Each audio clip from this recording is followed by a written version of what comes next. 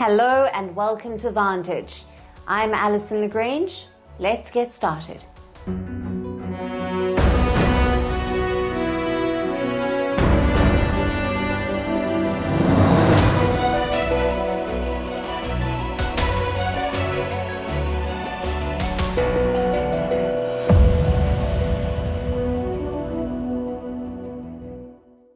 All eyes are on New York today. The 80th UN General Assembly session has convened. It's among the most consequential in recent years. Just a short while ago, Donald Trump addressed the gathering. It was his first since returning to office. As expected, the focus was also on Gaza and the war. After nearly 2 years of fighting, global opinion has shifted. Israel's allies are lining up to recognize Palestine. Will this change anything on the ground? And how is Israel responding? Also on the show, India's Foreign Minister Jaishankar met with Marco Rubio yesterday. Will it de-escalate tensions amid the trade war? In the tech world, Nvidia is investing $100 billion in OpenAI. Back in India, the GST cut is delivering record car sales. And finally, the miracle of an Afghan boy who flew on a plane's landing gear. All of this and more lined up. But first, the headlines. NATO warns Russia to stop airspace violations along its eastern flank, after the alliance held urgent talks about a jet incursion over Estonia last week. That incident, which saw NATO scramble jets, came just over a week after the alliance shot down Russian drones over Poland. Poland will reopen its border with Belarus this week. The announcement was made by Prime Minister Donald Tusk. It comes 2 weeks after the border was sealed during Russian-led military exercises. Poland has also recently accused Belarus of encouraging undocumented migrants from outside Europe to cross the border.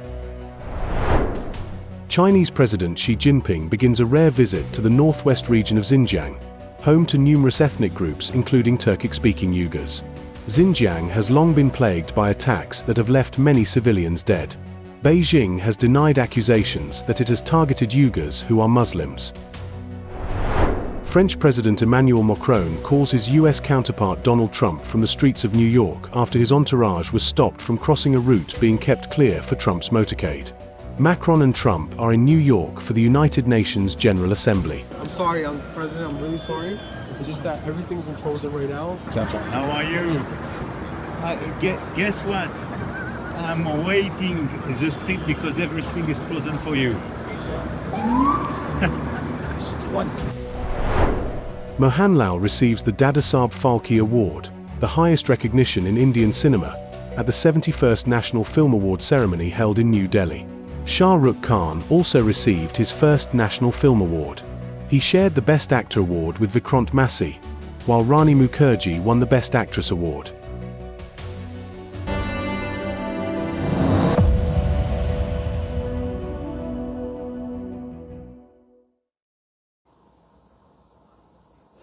The Gaza war is nearing 2 years. Tens of thousands have been killed by Israel. The entire strip is in a state of ruin. But can a breakthrough emerge from the smoldering debris? Well, there are indications of it.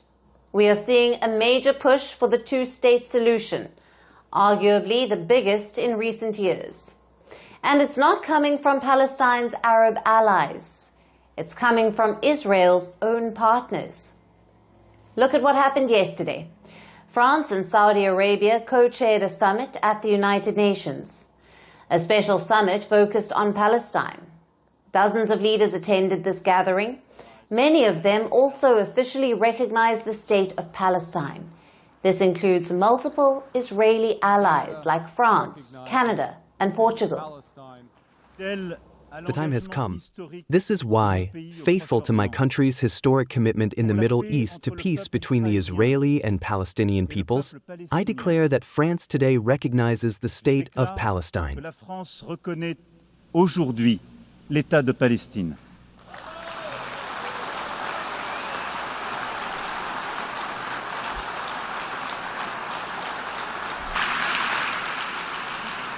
And it is now the avowed policy of the current Israeli government that there will be, and I quote, no Palestinian state. In this context, Canada recognizes the state of Palestine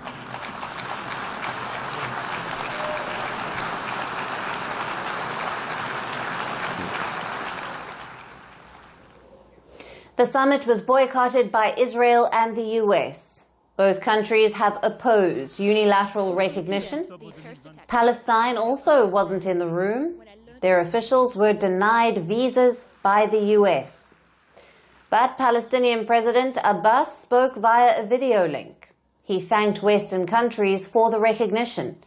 He also promised them reforms, including elections after the war.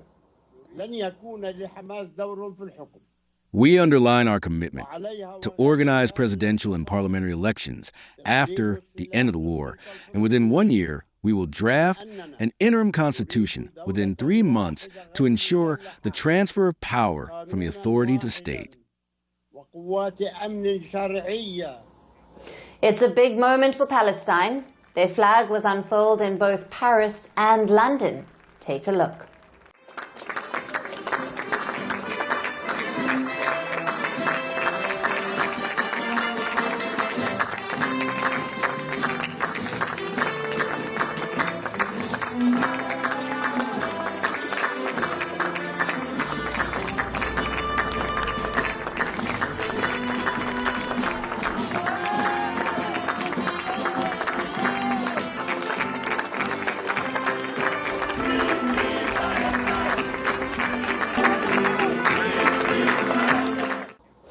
These moves raise three main questions. How is Israel responding? What does recognition mean? And what next? First, the basics. The two-state solution is a proposed arrangement in West Asia. One state for Israel, one state for Palestine. Now that's the proposal in a nutshell. Of course, Israel already exists as a state, but Palestine is mostly occupied territory. It is not a sovereign country yet. Nonetheless, many countries have already recognized them, more than 150 in total. India, Russia, China, all of them recognized Palestine.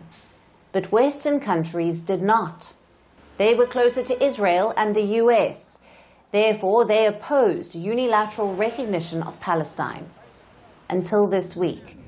The brutality of Israel's war has changed public opinion.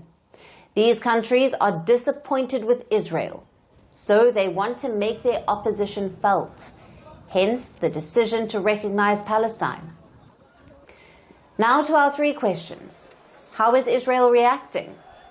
As expected, they are lashing out.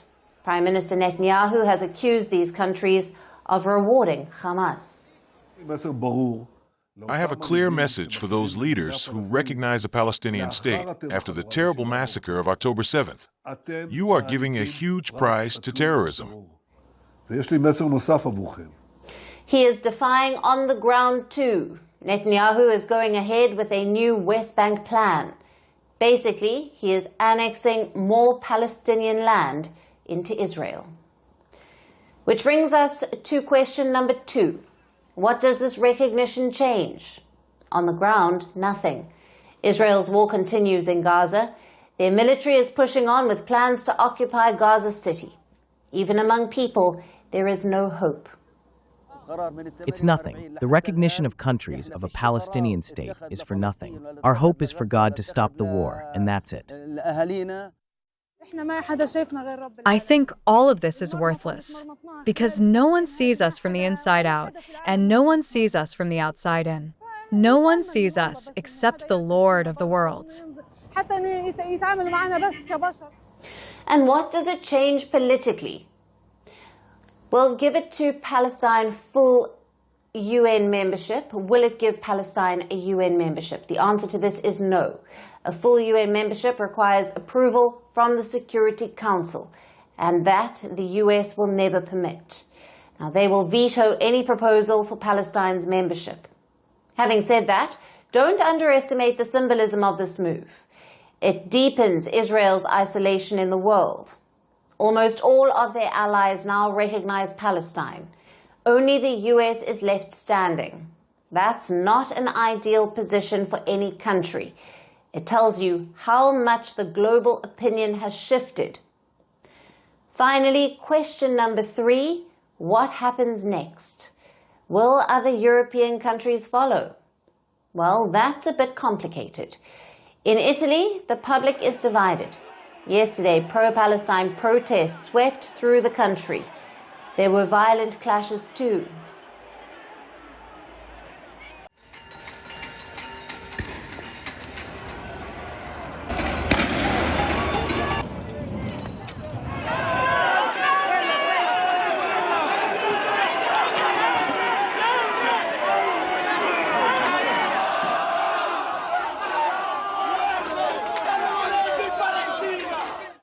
Prime Minister Giorgia Meloni isn't recognizing Palestine. She says it would be counterproductive. Same with Germany. Berlin says recognition isn't up for debate. For the German government, the recognition of Palestinian statehood is not currently up for debate. We continue to see such recognition as one of the last steps, not one of the first, on the path to a two-state solution. But these countries are also criticizing Israel. They want Netanyahu to end the war. If the fighting continues, global sentiment will shift even more. As they say, wars are not just judged on military outcomes, they are judged on political outcomes. After nearly 2 years of fighting, Israel is largely isolated. Its own allies are recognizing Palestine, and that certainly doesn't count as a win. Every September, the United Nations General Assembly turns Manhattan into a diplomatic circus. Motorcades snarl midtown traffic, interpreters juggle a dozen languages, leaders line up to deliver their big speeches on the world's most famous stage. It's messy and chaotic, but it's also the essence of the UN. It is the one place where every leader, at least in theory, gets a voice. Except this year, one leader is missing. Palestinian President Mahmoud Abbas. He was denied a visa by the United States. Abbas is one of the 80 Palestinian officials whose visas were revoked. The US State Department cites national security concerns, but this is very unusual. For decades, the annual UNGA meet has been sacrosanct. Even bitter enemies spoke in the room. They did trade barbs, but that's the whole point. The UN is meant to be a neutral platform. There's even a treaty for this, the UN Headquarters Agreement, which obliges the UN. It obliges the United States as host country to let foreign leaders in, regardless of whether Washington likes them or not. So denying Abbas the visa is very unusual. It's bending the very rules of the UN. Now, to salvage the moment, the UN voted overwhelmingly to let Abbas speak via video. 145 votes were in favor to let him speak on a call. It was a workaround, but it is quite the humiliating one. And this is not the first time this has happened to a Palestinian president. Back in 1988, the US denied a visa to Yasser Arafat. At the time, it was seen as a Cold War-era provocation. Decades later, Washington is doing the same. And it's not just the UNGA. Trump now wants to sanction the ICC, the International Criminal Court, the very court probing alleged Israeli war crimes. The US has already blacklisted individual prosecutors and judges, but targeting the court itself would mark a major escalation. The ICC was born in 2002. It was to hold leaders and institutions accountable for crimes like genocide and war crimes. Not every country signed up. The US famously stayed out.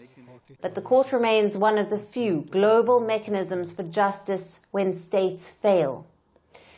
If all of this feels familiar, it's because it is.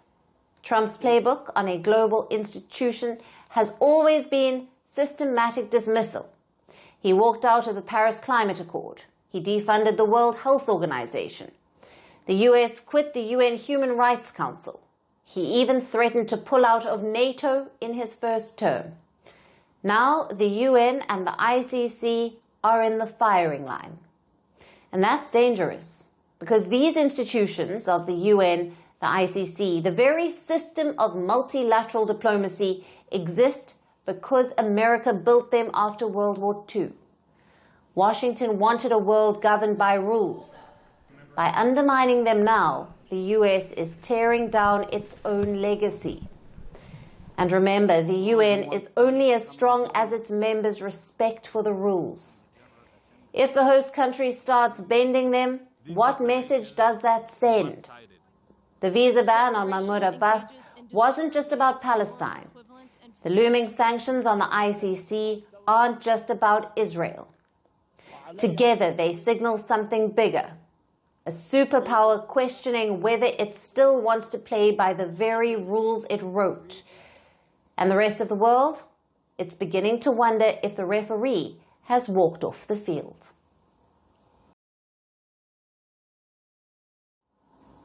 The United Nations General Assembly is now open. Leaders from across the world are gathering in New York. More than 150 heads of state and government will address the UN. By tradition, Brazil speaks first. The United States follows. And this year, that means Donald Trump. It is his first UNGA speech since returning to the presidency, and it comes at a moment of global turbulence. There is a war in Ukraine, there is bloodshed in Gaza, and rivalries are shaping up across the world and sharpening. These speeches will set the tone for the week, and all eyes are on what the world's leaders choose to say. Our next report has more. New York is under heightened security. The United Nations General Assembly has opened its annual debate. Inside the hall, leaders face the world's most pressing crises: wars in Gaza and Ukraine, tensions in the Caribbean, and global anxiety over migration, climate change, and artificial intelligence. For decades, this podium has been where nations announce their vision. This year, the voices are sharper, the divisions deeper. By tradition, Brazil always opens the debate. President Lula da Silva targeted authoritarianism and anti-democratic forces around the world. His words set a combative tone for the day. Then came U.S. President Donald Trump, back at the UN for the first time in his second term, a president once laughed at in this hall, now returning to confront the very institution he says has failed. Trump opened with a remark that his teleprompter was not working, and moved quickly to list what he called his achievements since January. And I don't mind making this speech without a teleprompter, because the teleprompter is not working. 1 year ago, our country was in deep trouble, but today, just 8 months into my administration, we are the hottest country anywhere in the world, and there is no other country even close. America is blessed with the strongest economy, the strongest borders, the strongest military, the strongest friendships, and the strongest spirit of any nation on the face of the earth. Trump declared that America is now the most respected nation in the world. A claim, he said, that would not have been possible a year ago. From there, Trump turned to foreign conflicts, and then turned his attention to the United Nations. It's too bad that I had to do these things instead of the United Nations doing them. And sadly, in all cases, the United Nations did not even try to help in any of them. I ended 7 wars, dealt with the leaders of each and every one of these countries, and never even received a phone call from the United Nations offering to help in finalizing the deal. He once again claimed he should receive the Nobel Peace Prize, and pointed to new U.S. trade deals as proof of American strength. On Gaza, Trump repeated his demand for the release of all hostages and warned that recognizing a Palestinian state would reward Hamas. We can't forget October 7th, can we?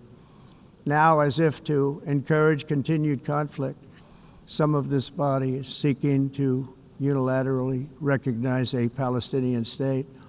The rewards would be too great for Hamas terrorists for their atrocities. This would be a reward for these horrible atrocities. Turning to Ukraine, he said it should have been the easiest war to end. Stopping the killing in Ukraine. I thought that would be, of the 7 wars that I stopped, I thought that would be the easiest because of my relationship with President Putin, which had always been a good one. I thought that was going to be the easiest one, but this war would never have started if I were president. This was a war that should have never happened. China and India are the primary funders of the ongoing war by continuing to purchase Russian oil. But inexcusably, even NATO countries have not cut off much Russian energy and Russian energy products, which, as you know, I found out about 2 weeks ago, and I wasn't happy. In the end, Trump in his speech claimed new strength for America. He cast doubt on the United Nations, and he put fresh pressure on Europe and Russia over Ukraine. His appearance also revived memories of his past speeches. In 2018, when he claimed his administration had achieved more than almost any in U.S. history, delegates laughed. This time, there was no laughter. Instead, there was a sharp focus on what his second term means for the world.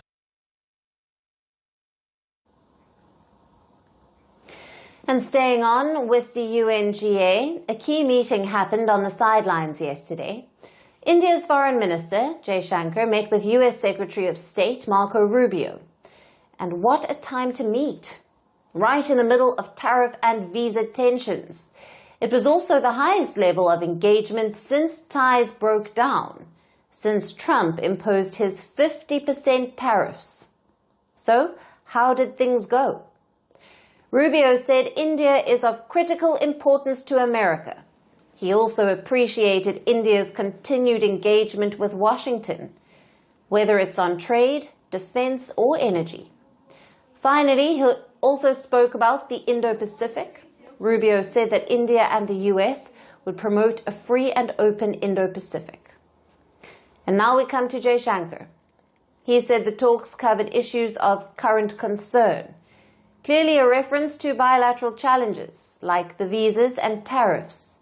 Jay Shankar also highlighted the importance of sustained engagement, basically to continue having such talks. Now, the timing of this meeting is very important. Last Friday, President Donald Trump announced his H-1B visa rule. He hiked the visa fee to $100,000. Why? Because he says the H-1B has been misused, that foreign workers are taking away American jobs. His solution?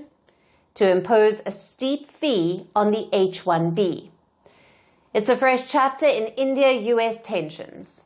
Until last week, the trade issues were limited to goods, basically merchandise exports. But now it's been expanded to services as well. It is in this backdrop that Jay Shankar met with Rubio. Plus, this wasn't the only meeting. India's Commerce Minister is also in New York, and yesterday he met with Trump's trade representative. It was their third meeting this year. They are hoping to push on for a trade deal. The question is, will these talks lead to a reset?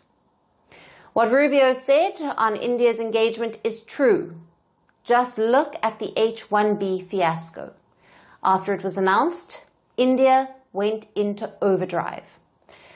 Now, reports say the Foreign Ministry worked over the weekend.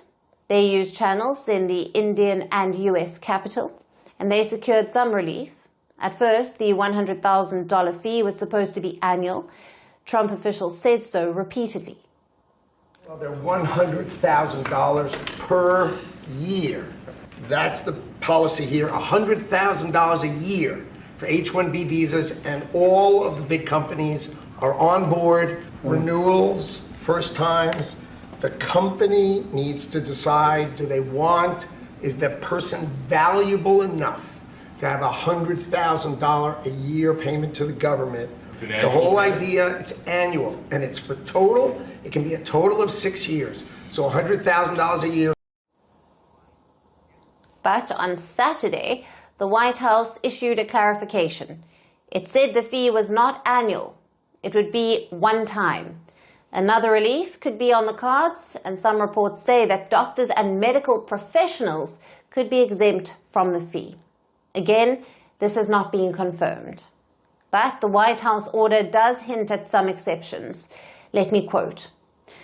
The restriction shall not apply to any individual alien if the Secretary of Homeland Security determines that the hiring of such aliens is in the national interest and does not pose a threat to the security or welfare of the United States.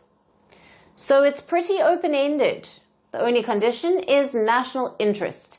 If the job is in America's national interest, then no visa fee. But coming back to yesterday's talks, will they lead to a reset? Well, Rubio has always supported India. He is one of the few bona fide foreign policy experts in Trump's cabinet. He has also long advocated for closer ties with India. Even amid the recent chaos, he was silent. He was measured in his criticism of India. It represents the new reality that New Delhi faces in Washington. A cooperative State Department, a cooperative Pentagon, but a shaky White House. Amid this confusion, India's strategy appears to be clear. Don't concede on the red lines. Keep engaging where possible. And now on to Nvidia. It is putting up to $100 billion into OpenAI, the maker of ChatGPT. It's a huge number, even for Silicon Valley. The deal is framed as a strategic partnership. Nvidia will supply chips, OpenAI will build data centers. Together, they want to push AI to the next level. But the announcement raises as many questions as it has answers. So here are the big ones. First, what exactly is the deal? Nvidia is both investing cash and supplying its chips. OpenAI gets the infrastructure it needs. Nvidia gets closer to its biggest customer. But it won't get voting rights. So it is essentially influence, not control. 2. Where does the rest of the money come from? 1 gigawatt of AI data center capacity costs about $50 billion. Nvidia is covering $10 billion per gigawatt. Now that leaves a gap of $40 billion each time. Multiply that by 10 gigawatts and OpenAI still needs hundreds of billions. From whom? Now that is still unclear. 3. What does this mean for OpenAI's messy corporate structure? OpenAI is still technically a non-profit, an odd structure for a company valued at $500 billion. To attract investors like Nvidia, OpenAI has been negotiating a shift into a public benefit corporation. Now, technically, it means a profit-making company, but with a mission that is baked into its charter. So, is Nvidia investing in today's non-profit or tomorrow's for-profit? Either way, this deal forces the structure question to the front of the line. And it comes at a difficult time. Nvidia is in the middle of a tug of war between Washington and Beijing. The US government has banned Nvidia from selling its best AI chips to China.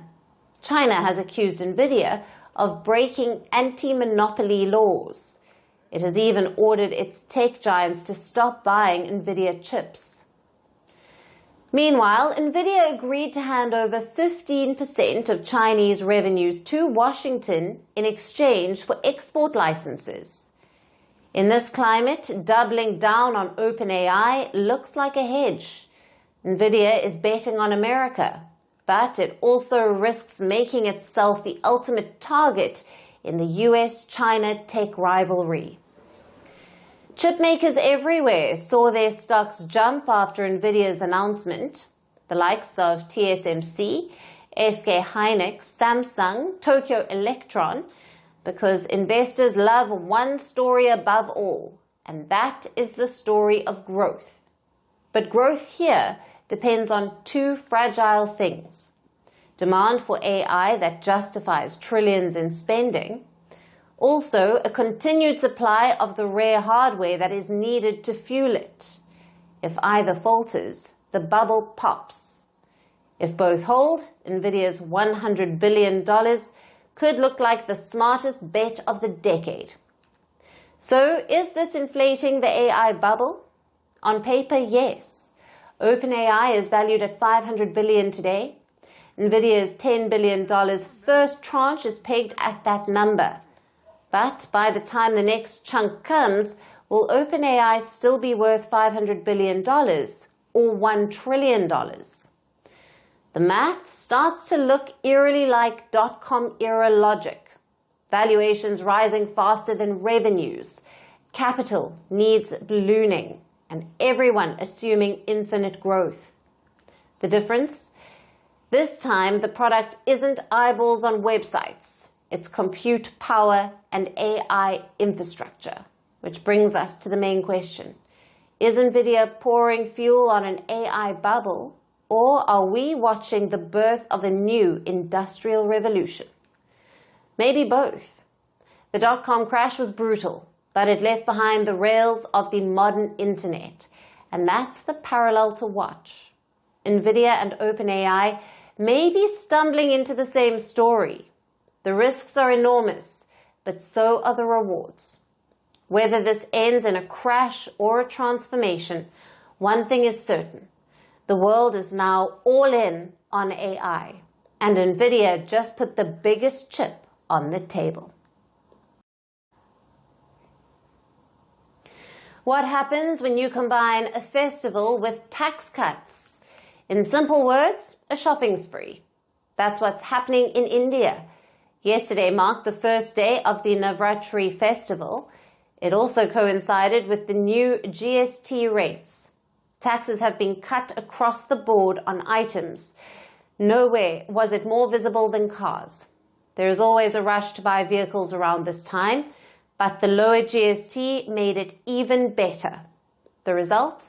A massive buying spree. Top sellers like Maruti sold 30,000 cars on Monday alone. Our next report tells you more. Indians love a Maruti car, it's no secret. But even that love doesn't explain the frenzy on Monday. Maruti recorded its best sales day in 3 decades. They received 80,000 inquiries and delivered 25,000 cars. But wait, it wasn't just Maruti. Over at Tata Motors, same story. They received 25,000 inquiries and 10,000 deliveries. And Hyundai, also on a roll with 11,000 orders on Monday. Makes you wonder, what was so special?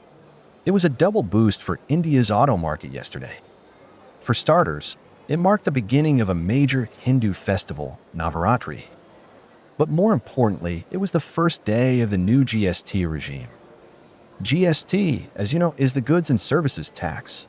It is the uniform indirect tax levied on items sold in India. Back in August, the government announced reforms to this tax system. Among the beneficiaries was the auto sector. Before Monday, smaller cars attracted 28% tax. These are cars under 4 meters in length, with relatively smaller engines. Under 1200 cc for petrol and 1500 cc for diesel. But starting yesterday, the tax was slashed to 18%. The result was a shopping frenzy. Car makers cashed in on this tax cut. They added their own festival discounts to boost sales. Look at the new prices this season. Maruti's Espresso has become cheaper by 1.3 lakh rupees. The Celerio by around 94,000 rupees. And the Baleno by 86,000. Hyundai too has slashed their prices. The Creta has become cheaper by 72,000 rupees. And the Venue by 1.24 lakhs. Indian carmaker Tata has also announced new prices. Their Tiago hatchback will now cost 1.2 lakh less. Such lower prices have brought in more customers. But will this trend continue? Well, Monday marked the release of weeks-long pin-up demand. Interested customers probably delayed their purchase after hearing about the GST cut. Those customers thronged the showrooms yesterday, but it's unclear if this momentum will continue. Industry experts know exactly what to look for. Not SUV or luxury car purchases, they are looking at the entry-level segment. This is where purchasing power is visible, where a family transitions from bikes to cars. We're talking about vehicles like Alto and Espresso. Strong entry-level sales indicate strong grassroots demand. Back in 2016, almost 1 million such cars were sold in India. By the last fiscal year, it had fallen to just 25,000 units. Yes, the customer's taste has changed, but that still doesn't explain a 97% drop in sales. And that's the key indicator to watch out for. India needs more families to join the four-wheeler club. From Monday's data, that seems to be happening. Maruti officials say small cars are receiving the highest inquiries. If those convert to sales, it's mission accomplished with the GST cuts. For years, one medicine has sat quietly in almost every home. Small, white in color, and cheap. In America, it's called Tylenol. Its generic name is acetaminophen. Elsewhere, it's known as paracetamol. It is the world's most common pain reliever. It treats fever and reduces pain, and it has been recommended for decades. Doctors call it the safest option in pregnancy. So safe that it is said that half of all expectant mothers take it. But yesterday, this ordinary pill moved from the medical world to the political stage. At the White House, US President Donald Trump took aim at it. He stood beside his health secretary. His name is Robert F. Kennedy Jr., and Trump issued a warning to millions of women. Don't take Tylenol. Listen in. First, effective immediately, the FDA will be notifying physicians that the use of well, let's see how we say that. Acetaminophen. Is that okay? Which is basically commonly known as Tylenol, during pregnancy can be associated with a very increased risk of autism. So taking Tylenol is not good. All right, I'll say it. It's not good. Well, Donald Trump did not stop there. The US president even said that women should avoid Tylenol during their entire pregnancy. Take a look.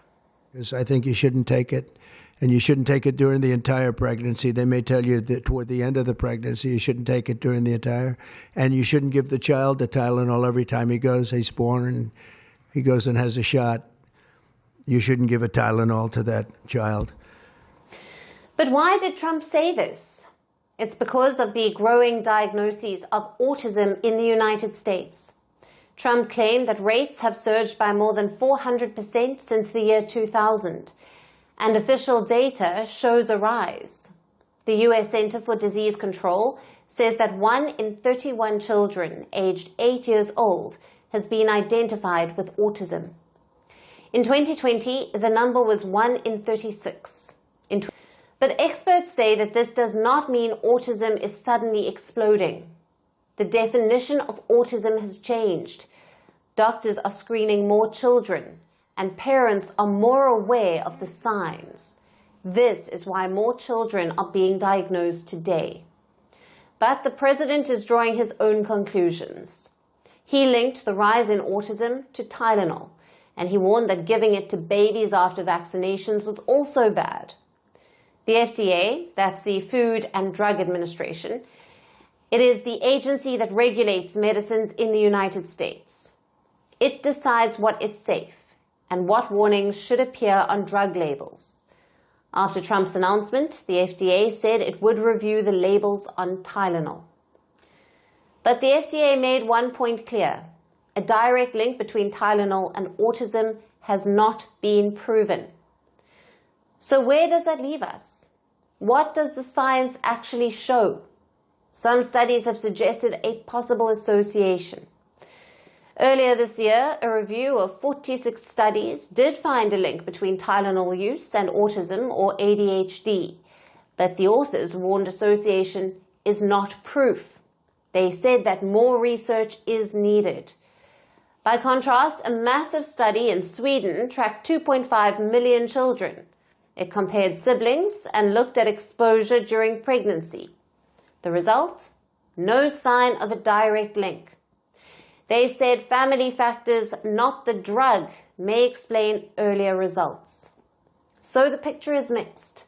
Some studies see a possible link and others show no connection at all. And that is why the debate continues. But science is only one part of the story. The other part is trust. Because when a president speaks, his words carry weight. And that is why the medical community responded with alarm. They warned that scare messages could harm expectant mothers, because the real risk is not the medicine. It is what happens if women stop taking it when they need to. Untreated fever can be dangerous in pregnancy. It can lead to miscarriage, preterm birth, and birth defects. So doctors and experts repeat their guidance. Tylenol is still the safest option. I would say we have strong evidence that acetaminophen is not causing autism. It's certainly not the cause of autism.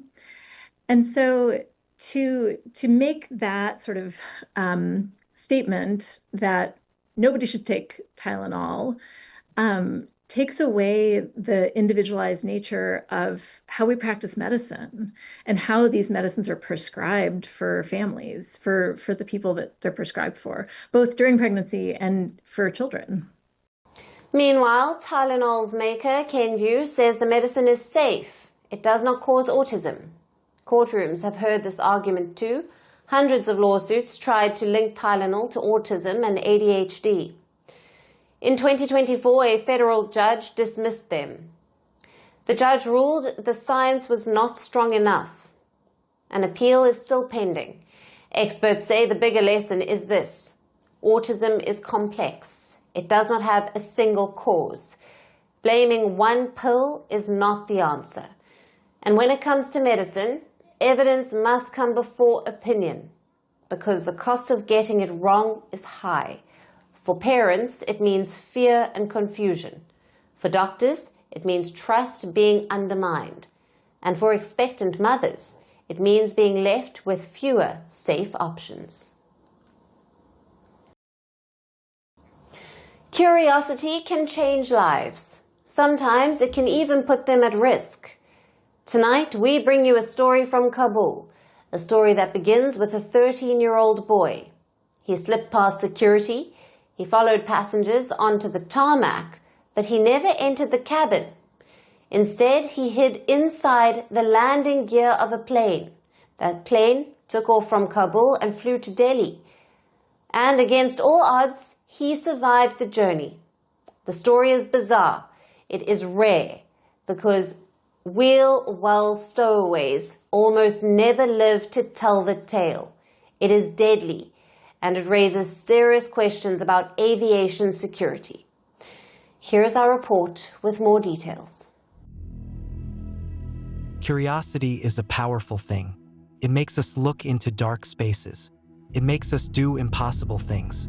And sometimes it can take us inside the wheel of a jet. That's what happened in Kabul. A 13-year-old boy slipped into the airport. He trailed behind a group of passengers. He reached the tarmac, and instead of boarding the cabin, he crawled into the landing gear of a Cam Air jet. With him, only a small red speaker. On Sunday morning, the plane took off. Flight RQ 4401. Its route, Kabul to Delhi.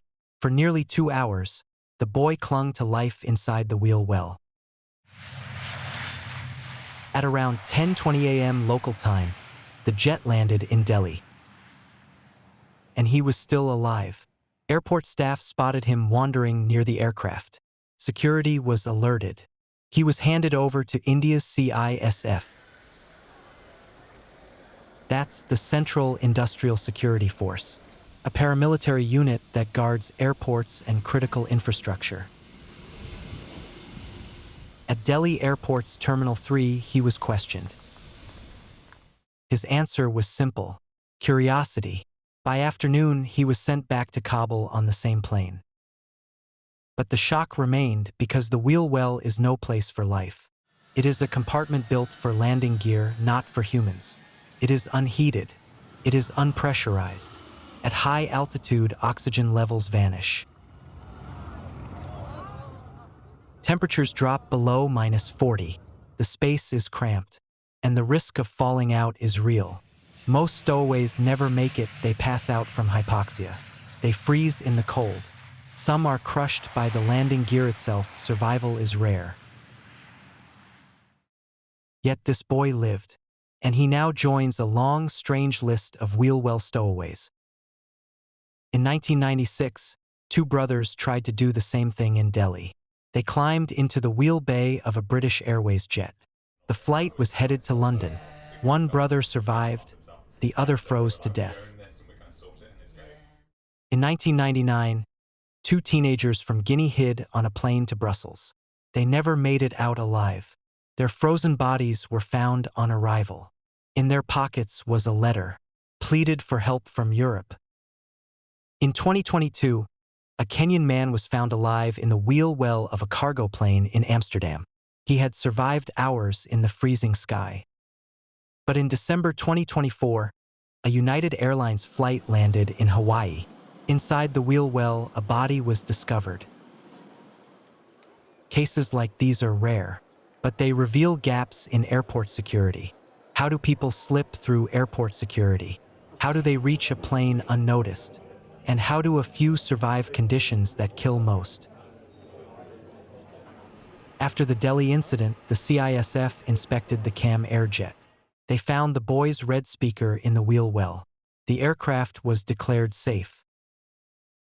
According to aviation records, more than 100 wheel well stowaway attempts have been documented since the late 1940s. Many ended in death. So for the Afghan boy, curiosity gave him a dangerous flight. From Kabul to Delhi, from wheel well to runway, and back to Kabul the same day. A bizarre journey, a rare survival, and a story that leaves aviation authorities asking hard questions.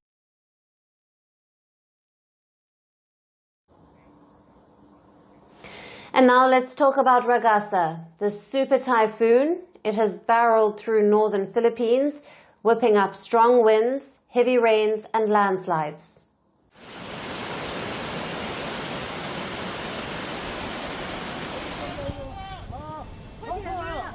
脚不见了，脚掉了，脚掉了。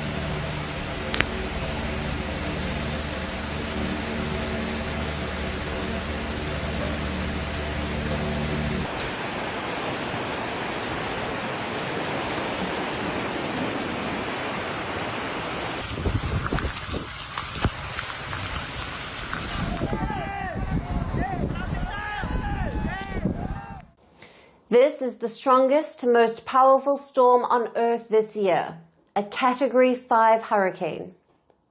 It made landfall in the Philippines yesterday, packing maximum sustained winds of 185 kilometers per hour and gusts of up to 230 kilometers per hour. The typhoon has wreaked havoc on the tiny, heavily populated northern Philippine islands, killing at least 3 people, forcing more than 100,000 people to evacuate, leaving destruction in its wake, from uprooted trees to damaged homes and infrastructure, and prompting critical rescue operations.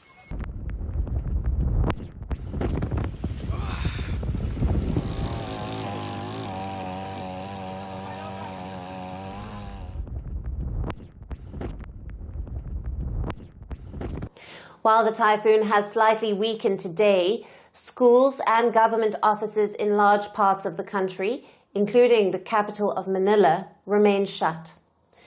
But the worst is far from over. The storm is passing south of Taiwan, making its way to Hong Kong. The southern parts of mainland China are also bracing for widespread destruction. While Ragasa will not hit Taiwan directly, it is drenching the island's east coast with heavy rains.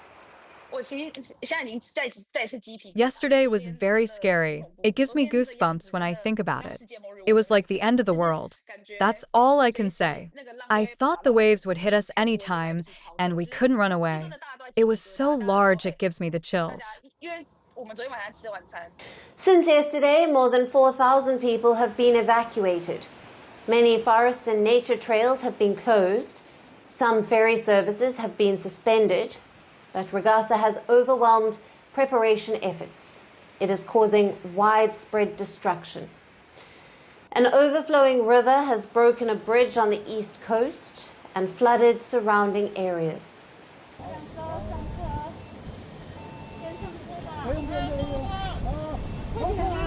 啊，脚不见了，脚掉了，脚掉了，脚掉了，脚掉了。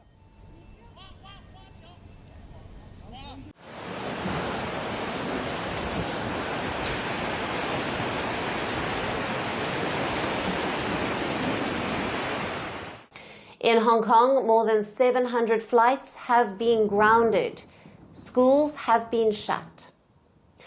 There are sandbags and flood barriers on roads, and windows have been taped shut as the weather has deteriorated rapidly. The airline asked us to check in our luggage only 50 minutes before the flight, as they are not sure if the flight will take off. The flight was canceled very early on. I actually changed the flights 2 to 3 times. I am just betting on luck. I'm really afraid. I couldn't sleep all night, just sitting here and watching. Ragasa is expected to make landfall in the early hours of Wednesday. Officials warn that this could be the most destructive typhoon in Hong Kong's recent history. So panic buying has set in. People have piled into supermarkets, stocking up on necessities in case the shops remain closed tomorrow. And Hong Kong is not alone here. Something similar is happening in China's Guangdong province. Authorities have advised residents to prepare for a catastrophic disaster. More than 400,000 residents have been evacuated, especially those living in flood-prone regions. Train service in Guangdong has been reduced today and will be completely suspended tomorrow, as the typhoon is expected to make landfall on Wednesday. So as Ragasa continues its ruthless march, authorities warn that the worst is yet to come. This colossal typhoon threatens to unleash unimaginable destruction, with heavy rainfall, floods and landslides that could shatter communities. Emergency crews are racing against time to prepare. Authorities continue to urge residents to take all necessary precautions. So as Ragasa roars toward Hong Kong and southern China, the region braces for more devastation. And for our last story tonight, let me ask you this. Have you heard about quadrobics? It is the new workout trend in town. No, it's not about working the quads or the group of muscles at the front of your thighs. It is about unleashing your inner animal. Quadrobics involves running and jumping on all fours, and it has amassed quite the fan following on social media. But what's the point? And what are some of the other bizarre workout trends? Here's a report. When people say beast mode workout, they probably don't mean it literally. Well, unless they are talking about quadrobics. No, this is not about exercising your quads or the quadriceps femoris, which is the group of muscles at the front of your thighs. No, it's not about solving maths problems while you exercise. And no, it's not about exercising in sets of 4 either. But yes, it has everything to do with the number 4. Quadrobics is about exercising on all fours, like walking around on your hands and feet. Quadrobics practitioners are not part of a furry community. They just exercise with animal-like movements. Think running, jumping, flipping like a hyperactive dog that just discovered Red Bull. They say it's super physical and ultra exhausting, and that it improves coordination, balance, and strength. But whether that is true or not, this is not the only bizarre workout trend. Mermaiding is also part of this club, and yes, it's exactly what it sounds like. That is where people slip into colorful mermaid tails, which are made often of silicone, and take to the water. This trend began as a novelty, but it has increasingly become a swimming workout. Then there is joggling. It combines juggling and jogging. People continuously juggle 3 or more objects while they jog. It is believed to be a blend of mental and physical challenges, and it is even done competitively. But if these workouts seem like, well, too much work, then of course there is napercise. This is where exercise equipment is swapped with a bed, and the only workout you do is get into a comfortable bed and sleep. But the best part, you burn calories while doing this, because people practice napercise in a controlled studio, where the temperature is dropped to a level that promotes calorie burning. But if you think that crazy exercise trends are limited to Gen Z or social media fads, then you are wrong. Because even historically, people have come up with bizarre trends, like the portable sauna of the 1940s. It was a large cloth bag. It was placed over a person's body, while an air pump pushed heat into it. This created a sauna-like effect, and it was believed to melt fat. And quadrobics is not the first exercise trend to evoke the inner beast in people. In the 20th century, someone must have looked at a hamster wheel and thought, what if humans could do that? And voila, human hamster wheels were born. Part fitness, part fun, and maybe part, is everything okay at home? People would run inside a giant hamster wheel as it turned, hoping that it would build core strength. Whether you're walking like a wolf, napping like a sloth, or spinning like a confused rodent. Maybe there is no one right way to stay fit, but if you find this as strange as most of us, don't wear a mermaid's tail to the supermarket and try to make it to the gym, the regular kind. And now it's time for Vantage Shots, images that tell the story. The Labubu craze arrives in Iran, although months late. And in France, pilots dressed as Muppets and monkeys take to the skies. Finally, taking you back in history, on this day in 1932, the kingdoms of Najd and Hejaz were renamed as Saudi Arabia. The royal decree was issued by King Ibn Saud, and today it's celebrated as Saudi Arabia's National Day. We are leaving you on that note. Thank you for watching. See you tomorrow.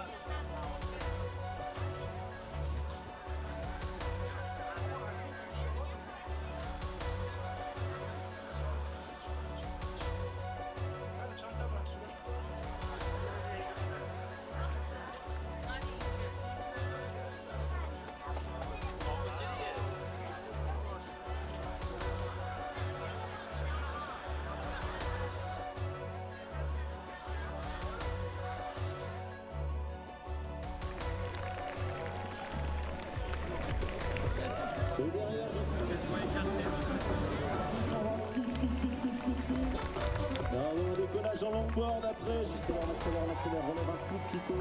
Passager tout jeune.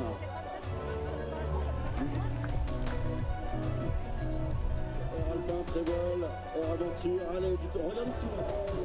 À ceci.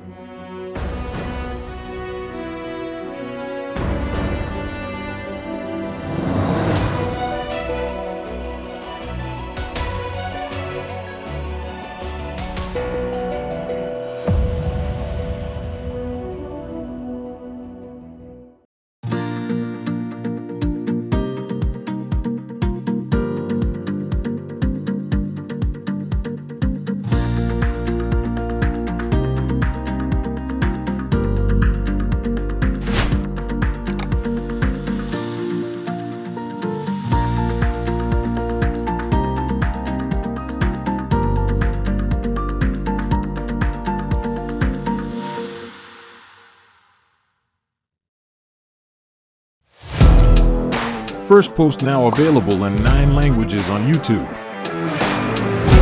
English, $36 trillion. French, Le FMI, German, Geschäftsführenden Direktor, Hindi, $30 trillion kekal Indonesian, pemerintah tanpa pemeriksaan, Italian, sekali radikali, Japanese, 4 兆ドル以上も Portuguese, por causa do próprio balanço patrimonial. Spanish. Beautiful bill. Go to Settings, click on Audio Track and select the language of your choice. Be the first to know what's happening around you in your first language.